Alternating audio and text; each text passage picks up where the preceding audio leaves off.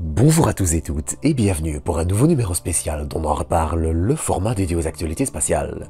Pour cet épisode, je vous propose de revenir une nouvelle fois sur l'atterrisseur lunaire américain Nova C, dont le premier exemplaire, baptisé Odysseus, s'est posé sur notre satellite ce 23 février vers minuit 23. Car si le succès de son atterrissage ne fait plus aucun doute, beaucoup d'éléments sont aussi venus ajouter de l'ombre au tableau et les choses commencent seulement à être bien plus claires. On notera déjà l'absence d'images transmises par l'atterrisseur depuis la surface de la Lune. Si ces images ont bel et bien été capturées, il y a un problème. Le signal de l'atterrisseur est bien plus faible que ce qui était prévu, ce qui réduit hélas considérablement les débits de transmission.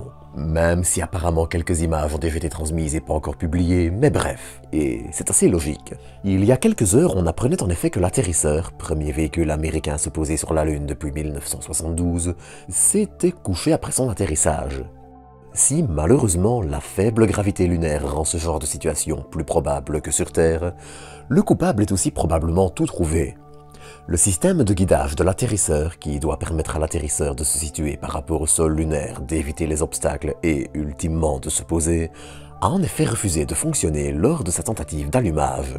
Dès lors, les équipes d'Intuitive Machines ont dû utiliser une solution alternative. Utiliser un lidar expérimental, qui était une des charges utiles que la NASA avait envoyé à bord de l'atterrisseur, pour réussir à se poser. Sauf que cet instrument est aussi totalement expérimental, ce qui rajoutait une énorme couche d'incertitude quant aux chances de succès de l'atterrissage. D'autant que le problème initial aurait pu être facilement évité. Un vraisemblable oubli dans une checklist a suffi pour qu'un interrupteur ne soit pas activé avant le lancement, empêchant évidemment le système de fonctionner dans l'espace.